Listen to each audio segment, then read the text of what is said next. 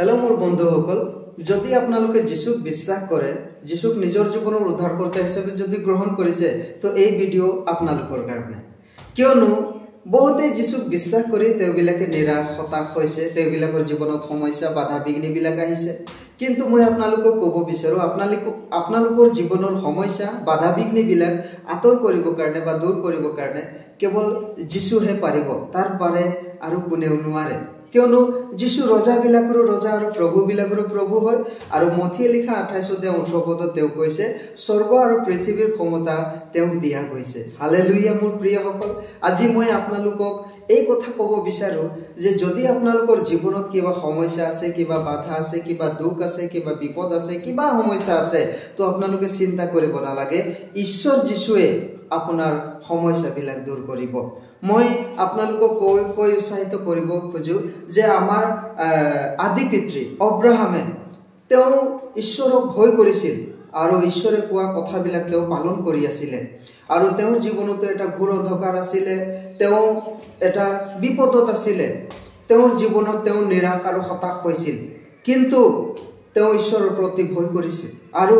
এদিন কি হল তেওঁ ঘৰৰ ভিতৰত থকা সময়তে ঈশ্বৰে তেওঁক মাত দিলে আৰু কৈছে অব্ৰাহাম তুমি বাহিৰলৈ ওলাই আহা আৰু আকাশলৈ চোৱা বুলি কৈছে যেতিয়া আকাশলৈ চাইছে অব্ৰাহাম জ্যোতিবোৰ তৰাবোৰ দেখিবলৈ পাইছে অব্ৰাহামক কৈছে এই তৰাবোৰৰ দৰে মই তোমাৰ বংশ বৃদ্ধি কৰিম আৰু সাগৰৰ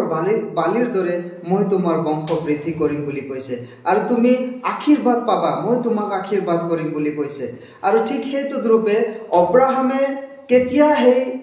সমস্যা বিলাক আতৰ হোৱা কথা তেওঁ গম পালে যেতিয়া আন্ধাৰ আছিল অন্ধকাৰ আছিল আজি আপোনালোকৰ জীৱনত যদি আন্ধাৰ আছে বা সমস্যা আছে তো সেই আন্ধাৰত সেই সমস্যাত আপোনালোকে ভয় কৰিব নালাগে কিয়নো আপোনাৰ সমস্যা যদি যিশু দূৰ কৰিব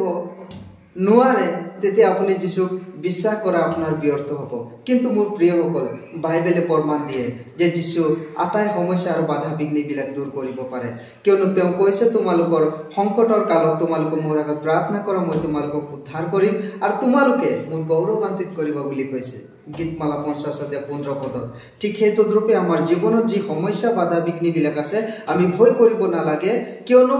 আন্ধাৰতহে যেনেকৈ অব্ৰাহামক ঈশ্বৰে কৈছে যে সেই জ্যোতিবোৰ চোৱা তো তেনেকৈ সমস্যাৰ মাজতে ঈশ্বৰে আপোনালোকৰ সমস্যাৰ সমাধান বিলাক আপোনালোকক দেখুৱাব আৰু আপোনালোকে তেতিয়া আনন্দ কৰিব তেতিয়া আপোনালোকে উল্লাসিত হ'ব যে ঈশ্বৰ মোৰ কাৰণে চিন্তা কৰে আৰু সঁচাকে মোৰ প্ৰিয়সকল ঈশ্বৰে আপোনাৰ কাৰণে চিন্তা কৰে আৰু আপোনাৰ কাৰণে তেওঁ নিজৰ প্ৰাণ দিছে তেওঁ নিশ্চয় আপোনাৰ কাৰণে চিন্তা কৰি আছে আপুনি চিন্তা কৰিব নালাগে আপোনাৰ যিমান চিন্তাৰ ভাৰ তেওঁৰ ওপৰত পেলাই দিয়ক কিয়নো প্ৰথম পিতৰ 5:7 পদত কৈছে যে তোমালোকৰ আটাই চিন্তাৰ ভাৰ তেওঁৰ ওপৰত পেলাই দিয়ক কিয়নো তেওঁ